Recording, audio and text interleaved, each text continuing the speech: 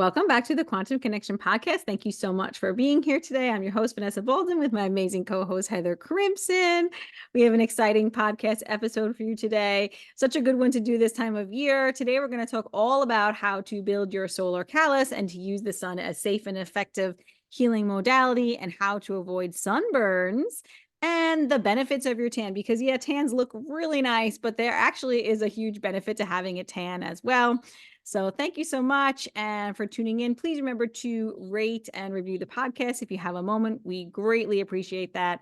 And you can also tune in on YouTube at Enlightened Mood or Bright Light Wellness. And Heather, let's get into it. Yeah, Vanessa, 'tis the season, right? As spring, we get well into spring now, getting close to the summer solstice or closer. I'm anxious. And the UV index is slowly rising, UVB, right? And so now is the time. We wanted to do this podcast, you guys, right now at this time of year, because we want you to be able to start to prepare yourself and take advantage of the light in the healthiest, safest way, and in a way in which will greatly enhance your well-being. And so this is the purpose of today, is to help you understand some of the myths about the sun and suntans and sunburns and all of that. And what does the actual science say? And how can you maybe like navigate your daily routine or whatever so that you can capture the sun right now and build up your tolerance to it. So that's what we're going to talk about. So Vanessa, is it true that sunburns cause cancer? What's the deal on that? Well, I would say that definitely neither nature nor science has proven that sunburns cause cancer, but they have been proven that people who get adequate sunlight exposure throughout their lives live longer and healthier lives, and that sunlight actually reduces all cause mortality and improves risk of all disease, including cancer and even skin cancer. So the more sunlight exposure you get, the healthier you're going to be and the less likely you're going to get skin cancer. So, I mean, of course, we don't want to be sun burning. That's not the goal ever. We want to use the sun safely, correctly, and therapeutically. And we do this by building our solar callus and by getting out when the UV index is lower. I started getting out as much little as close as I could, even in February on a 50-degree day. So you're building up your tolerance to the sun. This is, the sun has to be respected, and we have to use it in the correct sequence. And we're not meant to just go out and say June when the index is 11, when we haven't been exposing our eyes and skin to it previously. So we have to get outside on a daily basis, at least as much as we can, to help build up that solar callus, and we have to expose our skin and our eyes to it. So Yep. Yeah, it's so important to be able to respect the sun and its power. And I have to admit, like I'm guilty of, excuse me, of a historically improper sun exposure. And this is solar callus, callus, aka a tan. So basically, it's just meaning like your skin is developing the darkness, right? The pigment is changing, and that's the natural response. And it looks great. It looks awesome. It makes you look healthy, but there's actually it's very profound, the impact of that. And so my poor behavior as a Washingtonian early in my life, with the lighter skin type. So the haplotypes, right, are the 1 to 6, I think it is, or like, very, very fair freckles and You're red talking hair. about the Fitzpatrick. You're talking about the Fitzpatrick. The Fitzpatrick, skin scale of skin types. And then, to the darkest, which is, basically it's very black, almost purple looking. So me being on the fair end of the scale, I would go from Washington State, and then I went to Mexico in 89. So I'm super pale. And then I go down there and go out and sunbathe in the middle of the day and burn myself because I didn't know any better, right? I didn't get that education, but I so desperately wanted to get out in the sun and get a tan and feel better, or, look better. And it felt good. But I've burned many times because I didn't know what to do. And I don't think back in the day in the 70s or 80s, we had this kind of sunscreen going on. I don't remember that, but I don't know when that came on the scene. But anywho, so what we need to do is we need to understand the sequence, right, of exposing your skin to all the light spectrums in this correct sequence. And that means you need to get out in the morning and get early morning light. So ideally around sunrise, you pop your head out, or you're outside going for a walk, or you roll the window down in the car on the way to work. But you want to get all the signals. So you want to let your body know when it's daytime is emerging. So the different spectrum in the sunrise light is red and infrared with just a little bit of blue. And so your body's like, okay, that clock is set. That's always the first step. And then your body knows that it's going to be UVA next and then UVB. So you're basically just in training that internal clock. Mhm. And that's really, really important. And then you want to get out and understand that there's the UVA light, right? And do this in order. And then you're going to do UVB. Is that right, Vanessa? Yeah, you have to do it in order. And I think that's what a lot of the problems arise from, is that we're not preconditioning the skin with the morning light. And then that can cause the sunburn issue a lot of times for people. So we need to get out in the, and as much skin as we can expose. Like, it's great to get our eyes exposed. It's going to set the circadian rhythm and all the things, but to avoid sunburns, we need to get specifically the sunrise light and the UVA light on our skin before the UVB, because that's going to precondition the cells and the skin to be prepared for the UVB light. And the UVA is actually where we build our melanin stores mostly. So we really want to get the UVA on our skin before we getting out into the UVB. So the sun needs to be used in this correct sequence in order for our cells and our body to be prepared to utilize UVB. So yeah, that's really important.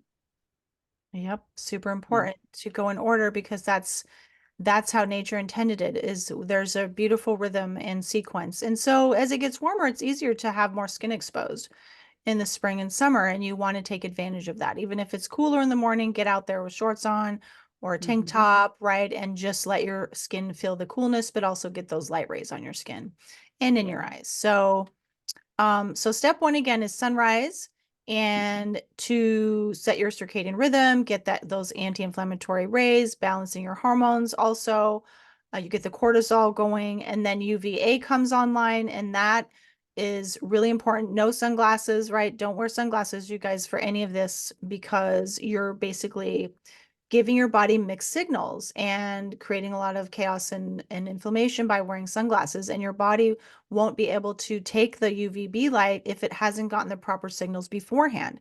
So remember, sunglasses are not your friend.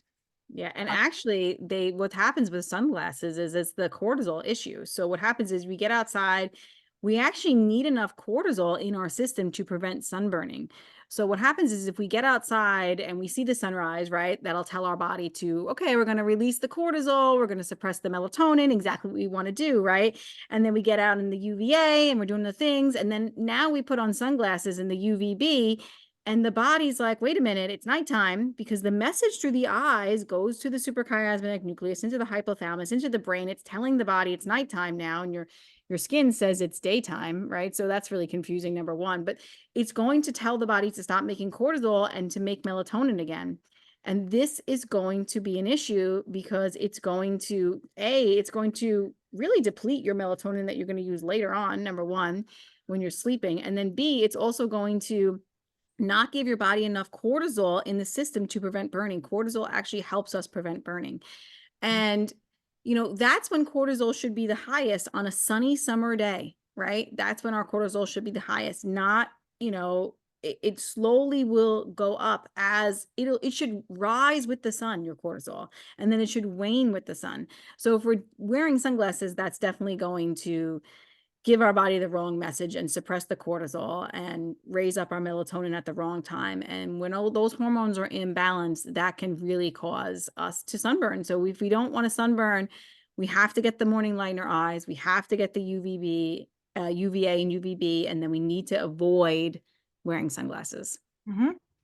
Yes, part of this is about trusting your body and you're part of nature and the immaculate design of that. And how is it that we should know better than nature, right? Like why would we need to wear sunglasses unless there's some glare and whatnot and eye damage is possible, like skiing and boating and all those things. But short of that, if we're just outside, we should be able to be outside without sunglasses on, right? And if Mhm. you have to wear sunglasses because your eyes are too sensitive and they are bothered by the bright light, that means your eyes are weak and they're becoming compromised by lack of sun exposure and the sunglasses are basically making it worse. And if you think you're protecting your eyes by wearing sunglasses, I'm sorry to tell you, you're actually making the problem worse. And that's the impact directly on your eyes, but also this full body impact of how you're preventing your body from getting the right light codes, excuse me, and these signals, which prepare it for what it is going to experience in nature. Yeah, Beautifully it all said. makes sense. It's all makes sense and it's all goes together. I love how beautifully you said that, because it's just, that's a sign. Like, I used to be so photosensitive as well to the sun. And that's just a sign that you're weak. Your body's weak. Your eyes are weak. And to get them stronger and to get your health stronger and your body stronger, you just need to start exposing your eyes to the sunlight. You actually just need more sunlight. And sunglasses are detrimental to health in the fact that they're going to block the signals that we need from light exposure, right? To Mhm. help and train our circadian rhythms and help our hormones and our metabolism and all our body systems run efficiently. So sunglasses are not only going to cause sunburn, but they're literally detrimental to your health and your hormones and your body's whole system and your whole circadian biology. So if you are photosensitive, get out in the sunlight, push yourself, but don't do too much. Get more AM sunlight, get more PM sunlight on those eyes. And then also, of course, I know Heather will agree with me 100%, is avoid blue light into the eyes as well, artificial blue light, not from the sun, because that is also causing the problem. So, yeah, Absolutely. Blue light yeah, is not helpful in any way yeah, whatsoever. Only natural blue light from the sky, the sun, is yeah. very good because it's a timekeeper. It is what informs your body and your brain about what time of day it is so that it knows what it's supposed to be doing then, so it can optimize the bodily functions. But blue light from a screen is never a good idea. So, Yeah, blue light from the sun, good. Blue from a screen, no good. Keep it simple, right? yep. So we also want to avoid sunscreen, right? You need your body, first of all, it needs the light. The only way you can make vitamin D, by the way, is in UVB sunlight if your skin is exposed to it, right? And of course, we all know that the sunlight has many benefits. Vitamin D is just one benefit of sunlight. But of course, if you want to be able to have the great effects of having vitamin D, you need to expose your skin, right? Because that's the only way that you're always being able to make vitamin D. But if you're putting sunscreen on it, your body is being blocked of UVB. And I don't know if it blocks UVA and UVB. I mean, I don't wear sunscreen. I haven't worn it in years. But anyway, it blocks out definitely the UVB frequencies. So you're not going to get those and you're not going to be able to make vitamin D, but then you're also not going to have all the other benefits of UVB, like um, modulating blood sugar and detoxification and modulating deuterium. There's so many benefits as well to be able to deplete deuterium from our body. So if we have sunscreen on us, we are not getting that UVB light frequencies into our cells, and we would like to get those. Like there's a lot of benefits to it. So not only that, you're also absorbing the chemicals in the sunscreen, and honestly, that increases an inflammatory response in your body. So there's just sunscreens are just full of so much toxicity, and your skin is your largest organ and you're absorbing all of that into your body, and that's going to increase inflammation. So I would definitely avoid sunscreen and just learn how to use the sunlight appropriately. Of course, seek shade when needed, listen to your body. When you've had enough, you can use a hat, you can put on a shirt. All of that is fine, but don't use sunscreen. I know a crude example. I apologize for this, but it's like, think if you were wearing like some kind of covers over your eyes and you couldn't see it all, like at night when I have my eye mask on, and you're literally walking around trying to find your way, like people who don't have sight, right? And Yeah. your body has photoreceptors, your eyes, your skin, it's designed to be able to read these light codes. And if you have sunscreen right on when you're supposed to get those frequencies, I'm not talking about wearing clothes. Like, obviously, we have to wear clothes or that wouldn't go so well. But I'm just saying, if you don't get some sun exposure without the sunscreen so that your skin isn't covered up and blinded, right, basically, and it can't read those signals for at least some period of time to know what to do when, right? When you are in summer, spring and summer, when you're going to be able to take advantage of the sun. In the winter, it's totally a different story, but you don't want to be handicapping yourself that way. So yes, so don't put oils on the outside of your skin, and because it does compromise the ability to make vitamin D. One thing I wanted to ask you about, Vanessa, that just came up for me is that some of the quantum health experts say, like, and you can't put any lotion on, any creams, nothing. You have to be like raw. Mm. And that's hard because Well, so a very even dry like place. So what do you think about that? yeah, but I do think that even tallow and like coconut oil it has a bit of a sunscreen in it. Like not it is going to block the UVB rays because UVB is the shortest light frequency, right? So it doesn't penetrate as deeply as say like infrared. Like so yeah, if you're wearing like tallow, right? Your infrared's going to still be able to penetrate, but it's a shorter wavelength of light. So the UVB doesn't penetrate that deeply. So it can be easily blocked. So I would I recommend nothing on the skin when people go out in UVB because we want to be able to get that all the benefits. I mean, the benefits of UVB are insane, honestly, of what they can do to your health. And then we block it and it's like, what are we doing? Yeah, It doesn't make I any know. sense. So I do use like coconut oil and like tallow sometimes, but like I only like pretty much use it on my face. Like that's it. Like so that maybe I would do, but So, I'm older than you. So, and I've always had really dry skin. So now I'm looking a little lizardy and I'm like, I don't like it. But okay, I'm just saying, I'm being funny. But the reality is I will not put on anything on my skin. I'm going to put something on my face. Like that's just, I can't not do that. But I don't put anything else on the rest of me if I know I'm going to get sun exposure. Like some days I might have meetings all day, but most days in the spring and summer, I have made my Mhm. schedule. I've changed my entire life around, literally to Me be too. able to capture these frequencies because I have to. I feel so much better. Remember when I lived in Baja for 4 months in 2000 and I didn't put any lotion or sunscreen on every day because I was going to get that light and the UV was so high. And literally my histamine issues just disappeared. That's how healing, you guys, UVB light is. It is Mhm. so, so critically important to our health that you want to do everything to make yourself available for that, from not wearing lotion, sunscreen, sunglasses, not having your whole body covered up, getting outside. Like it's that important to prioritize, especially if you have more serious health issues. So I know we sound crazy, but put your lotion on. I put it on after I sunbathe, or sometimes I forget and then I just whatever, I put it on whenever. But Yeah. I just have to I got used to looking a little chalky. It's like, okay, fine. It's not the end of the world. I'm not gonna look glamorous all the time. It's a health practice. So there are compromises that I make because I'd really rather put lotion on. Yeah. I just put it on at night before you go to bed, and then by the morning the next day, it's fine. Like definitely been, you know what I mean? It's good. So I don't know. That I definitely, yeah, it's amazing what UVB can do, like how it modulates the histamines and the gut microbiome. It's just, yeah, it gets rid of pathogens. It's like amazing. So Well, it helps with your appetite because it helps you with blood yes, sugar regulation. So you yeah, shouldn't be as hungry when you're getting a lot more UVB light. You can actually tolerate eating more carbs because it's consistent with the frequencies you're getting. Your body has the light helps your body process them more effectively without, any negative effect. So you can eat some natural fruit or whatever. yeah, 100%. Yeah. Let's talk about So seed oils inside of you, not just outside of you. what did you say? I missed that one. Let's talk about seed oils, ingesting them, Oh, diet, yes, yeah, yeah, not just yeah. putting them on your skin.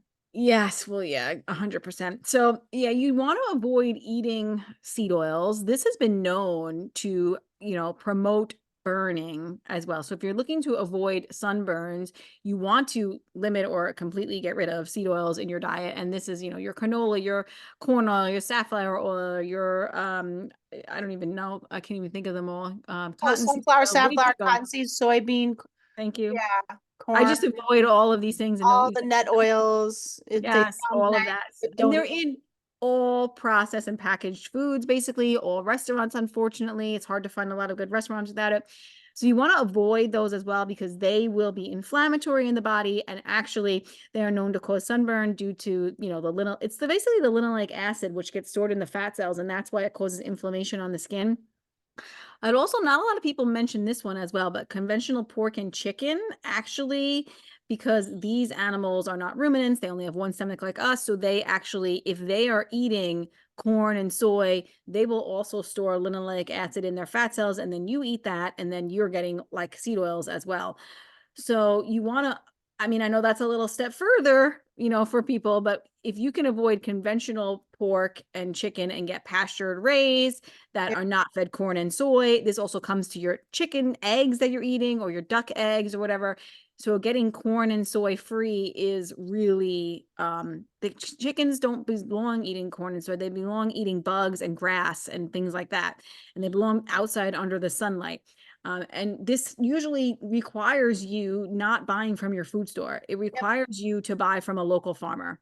And that's just the truth of it, because you can't find pork and chicken that is not fed this, unfortunately, But it's unspecies worth seeking appropriate out, diet. Vanessa. There's more and Oh, more available, 100%. and we need to also support local pastured and natural ranches and farmers so that we don't completely lose our food system, our natural, local heritage food system, because the more it's Yep. replaced by agriculture and large agribusiness, that's scary. So look online, eatlocal.org, nose to tail. There's different places that you can look up to find the nearest neighbor that you can find pastured pork and chicken. I mean, I also want pastured ruminants, but Yeah. it's not as nasty if you're eating conventional beef. I mean, I think it's better than no beef for sure. But Hmm. for pork and chicken, it's absolutely necessary. I actually buy mine from the Nourish Cooperative. They're not open to new members right now, but it's amazing. I just made some pork yesterday, and it was just like you can just taste the difference. It's so good. Yeah, I love it. I buy from Dutch Meadow Farms, which I've mentioned before, so you can check them out if you're in my area. And yeah, they're all pastured, no corn and soy. Actually, their pigs are fed their grass-fed A2 milk from their cows, so that's what their pigs eat, which is so cool. 'Cause a lot of times people say, "Oh, pork is so inflammatory." It's really what the pig is eating that makes it inflammatory, right? So I don't have any issues with that pork. And then of course, like you also just want to keep inflammation in your body low. So eating a local, seasonal, organic, whole food diet is going to be supportive for you not sunburning as well. So that'll be like another great tip. So yeah, definitely. And that's also just good for your whole body and your mitochondria and all the things, right? So in your circadian biology. So you can we highly recommend buying from local regenerative farms. Yeah, So go to the farmer's market, seek that yep. out, and then ask people there if they know of anyone, if there's no meat vendors there, or eggs, or pork and whatever, because it's crazy. Like some of the markets in California, we have very little meat there, and I went to the Santa Fe farmers market, and they had like 8 meat vendors. I was so jealous. They Yeah, got it going that's on over awesome. there. It's Uh, amazing. But ask around and ask people if they know of anyone. So you can find Yes. them there. They may be out there, even if they don't have a large operation. They may have what do we call that? A CSA or something like that. Yeah. Yeah. Awesome. And we mentioned already, like build your solar callus. So start early in the season, getting your skin exposed to less strong UVB light or less strong UV light, UVA and UVB. That's really, really important. It's going to help build the melanin stores in your body. And also, like, if you did overdo it, I would absolutely recommend getting out in sunset light and, of course, sunrise light in the morning, because that's going to be super anti-inflammatory. Has a lot of that near infrared and far infrared light frequencies that are going to be super supportive for healing. So, if you did accidentally overdo it, don't avoid the sun. Get it back out in the sunrise and the sunset, and that will really support the healing of the skin. If you did make a little oopsie. So yeah. As soon as you get a little pinkness, that's the erythema, and that's your body's sign of like we've had enough, right? And Mhm. more is not better. It's not about that. It's consistency, I would say, is more important than the amount of time that you're out there. You do need to, I would say that people who have lighter skin types need to work on their solar callus for years, like 2 to 3 years, because you only get seasons, right? It's not like you're doing this year round. You only get several Yeah. summers under your belt, and then your body will more, it's like every summer I notice it takes me less time to get Mhm. back in the swing of things. Like my solar callus pops out pretty quickly because my internal melanin stores are higher. I was just gonna say it depends on how well you keep the melanin, right? So like I don't lose a lot of my melanin. I stay pretty tan even throughout, like not tan as much as I am in the summertime, but I'm not white. Like I don't go back to pale white. So my body holds on to the melanin pretty well throughout the winter. And I also do a trip or two down to like a more, not tropical. There's not like huge UVB in Florida when I go down there and Louisiana, but I'm getting a little bit more of that light exposure by traveling a little bit. But your body, if your body holds that melanin, it makes it easier, because it doesn't take me very long to get back out there, I have to say, and it's only been a couple of years, so it does depend on the person. And I know that there's a connection, and I don't really know the science behind it, but exposing your body to cold throughout the winter time will help keep your melanin stores. So you won't, yeah, so you won't lose as much melanin. So you actually will hold that tan better. And of course, we're going to get into some of the benefits of melanin, but yeah, that's pretty cool too. So yeah. Absolutely. Yeah. And we just mentioned before, again, a reminder to, if you want to avoid sunburns, it's also important to honor the day and night cycles and avoid artificial light, especially at night, right? Yeah. Yeah. Mm-hmm. And I just, oh, did you have something? No, go ahead. Yeah, I was going to say that people that regularly sunbathe live longer, are less likely to have cancer, including skin cancer and especially hormonal cancers. I think we've mentioned this before in the podcast, but people who are more likely, who have got more sun, they have less like prostate cancer, ovary cancer, uterine cancer, breast cancer, anything on the hormonal sphere. So it's really important, to do Yeah. that. Well, the Yeah. research actually shows that people who live in locations where there's less UVB light, the cancer rates are higher. Yes. And this is the interesting thing, they get cancer on parts of their bodies that are covered with clothing. Yeah. So there you go. So it's not like there's a direct correlation between sunlight exposure and skin cancer. There's not. And also, these people usually have a lot more exposure to artificial light during the day and night, of course, but all day they're working indoors and so forth. That's where the skin cancer rates are highest. The people who work outdoors, the skin cancer rate is lower. So there you go. Yeah, 100%. We have a podcast episode, I think we did it earlier, in the first like 1 through 10, we did about the myths of sunlight. So go check that one out as well. But yeah, people who work indoors under fluorescent lighting and blue lights were more likely to have cancer than those who worked at an outdoor job. So that's pretty imperative research that we should be sharing more about. Um, so let's chat a little bit about melanin. Melanin is our body's natural sunscreen. So it's that, that tan that you get that looks really good, but it also provides a lot of health benefits to us as well. And it is our natural sunblock. So it's going to, first of all, it allows you to use and absorb more UV sunlight, and it protects your body from any possible UV damage, which, if there was any, your body, if it has a tan, it's going to support it. And it's nature's sunscreen, like we said. It actually even protects your body from the more tan you have, it actually will protect you somewhat from artificial light as well. Not that I'm saying you should go bathe yourself in artificial light because No, you have melanin, but it does actually protect your body somewhat from it. that's cool. I didn't know that. Yeah, yeah, it is cool. All right. So Mhm. the more melanin you have, the more tan you are, the more UV light in your cells. And melanin is not just on your skin, it's actually deep inside your cells and everywhere in your body. It's deep in your brain, it's all over our body. And the more we harvest from the sun, like the more we're going to have internally in our cells. So that's why it's important to get more. So it's going to be in your mitochondria, and it's going to make a healthier you, right? Mhm. But also, the more melanin in your skin, the more UV light your body will require. So if you are a tanner person or a darker skin person, you actually require more UV light. And the more you build your melanin, the more you actually kind of need to be out there getting more sunlight. Mhm. So that's important to know too. And that's just the way nature built us. Someone who's on a lower Fitzpatrick level might not need as much sunlight, but I think in today's, unfortunately, challenging health circumstances, we all need a lot of sunlight really to be healthy. Right. But yeah, but the more of the sunblock you have, right, the darker your skin is, the more sunblock you have, the more time you need to be out there, if that makes sense. Because it takes more time. You have to have more exposure to get Yes. enough, right, of this Yes. UVB. So, Well, a question that comes up, and I know some people might be thinking this who are listening right now, is that how tan is too tan and how dark you need to get, and does your body just keep getting darker, and what happens there? I think there's a level that it's going to stop at.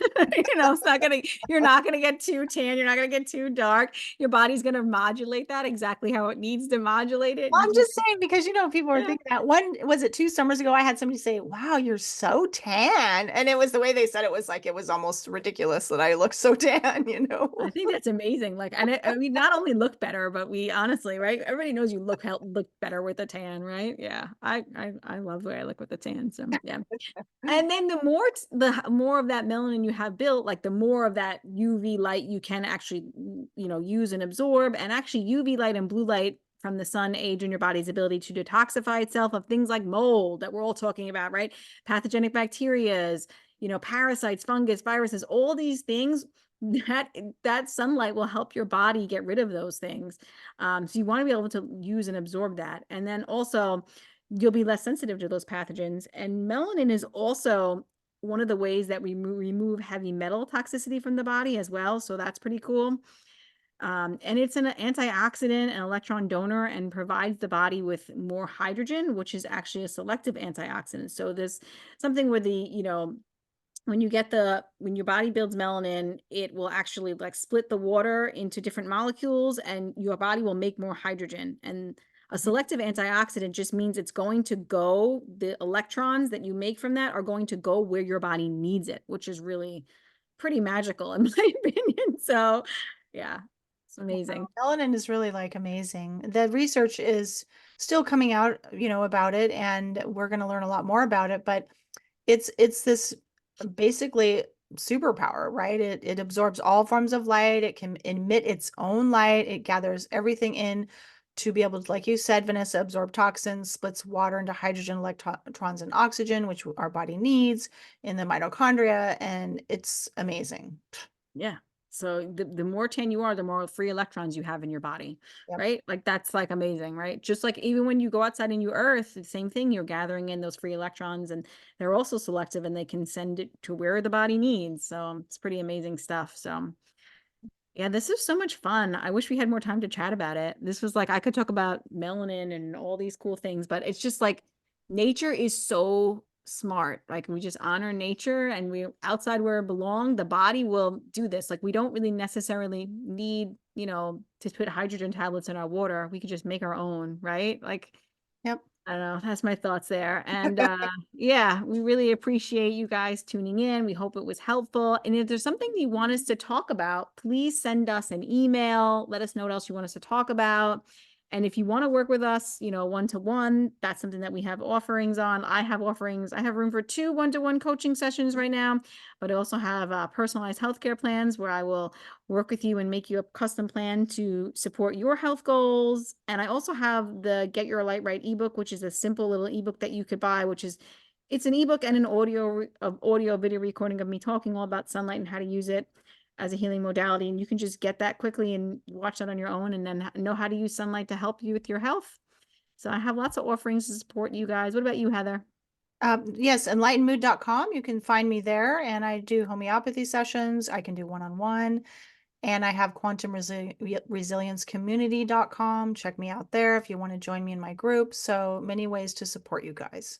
Yeah, awesome. And it made me think when you said homeopathy as well, like if you do have a sun sensitivity or you're struggling with the sun, homeopathy can be really supportive on that as well. Because some people might say, well, Heather, Vanessa, I really struggle with the sun and I have a lot of symptoms when I'm out in the sun. And if that's your case, that is something that we can absolutely support not only with circadian biology and easing into it, but also with homeopathic medicine because yeah, that can happen sometimes due to lots of different things in our bodies that can cause that. So, yeah, that can be something we can support you on as well.